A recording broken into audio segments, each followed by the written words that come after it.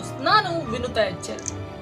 ಓದ್ಯ ಪಿಶಾಚಿ ಅಂದ್ರೆ ಬಂದ್ಯ ಗವಾಕ್ಷಿ ಎಂಬಂತೆ ಕರೋನಾ ತನ್ನ ಅಟ್ಟಹಾಸವನ್ನ ಮತ್ತೆ ಶುರು ಮಾಡ್ತಾ ಇದೆ. ಈ ಕುರಿತ ಕಂಪ್ಲೀಟ್ ಡೀಟೇಲ್ಸ್ ನಾನಿವತ್ತು ನಿಮ್ಗೆ ಕೊಡ್ತೀನಿ. ರಾಜ್ಯದಲ್ಲಿ ಮತ್ತೆ ಶುರುವಾಯ್ತು ಕರೋನಾ ಟೆನ್ಷನ್. ಕರ್ನಾಟಕಕ್ಕೆ JN ಮೆಗಾ ಎಂಟ್ರಿ.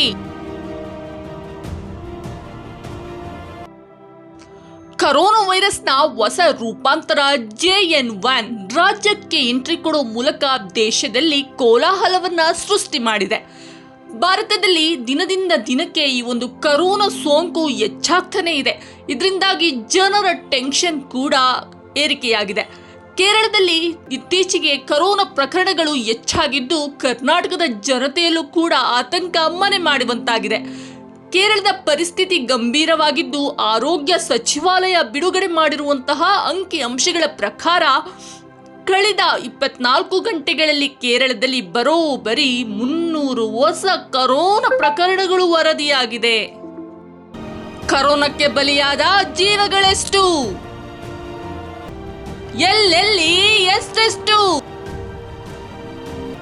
ದೇಶದಲ್ಲಿ ಕರೋನಾ ವೈರಸ್ಗೆ 3 ಸೋಂಕಿತರು ಈಗಾಗಲೇ ಸಾವನ್ನಪ್ಪಿದ್ದಾರೆ. ಇದರಿಂದಾಗಿ ಜನರಲ್ಲಿ ಆತಂಕ ಸೃಷ್ಟಿಯಾಗಿದೆ. ದೇಶದಲ್ಲಿ ಪ್ರಸ್ತುತ 2669 ಕರೋನಾ ಪ್ರಕರಣಗಳು ಕಂಡು ಬಂದಿದೆ. ಅದರಲ್ಲೂ 2341 ಪ್ರಕರಣಗಳು ಕೇರಳ ಒಂದರಲ್ಲಿಯೇ ಪತ್ತೆಯಾಗಿದೆ. ಇನ್ನು ಕರೋನಾ ಮಹಾಮಾರಿಗೆ ರಾಜ್ಯದಲ್ಲಿ ಮೊದಲ ಬಲಿಯಾಗಿದೆ. 5 ದಿನಗಳ ಹಿಂದೆ ಬೆಂಗಳೂರಿನ ಮಲ್ಲಿಗೆ ಆಸ್ಪತ್ರೆಯಲ್ಲಿ 64 ವರ್ಷದ ವ್ಯಕ್ತಿಯೊಬ್ಬ ಕರೋನಾದಿಂದ ಬಲಿಯಾಗಿದ್ದು ಅವರು ಚಾಮರಾಜಪೇಟೆ ಮೂಲದವರು ಅಂತ ತಿಳಿದು ಬಂದಿದೆ.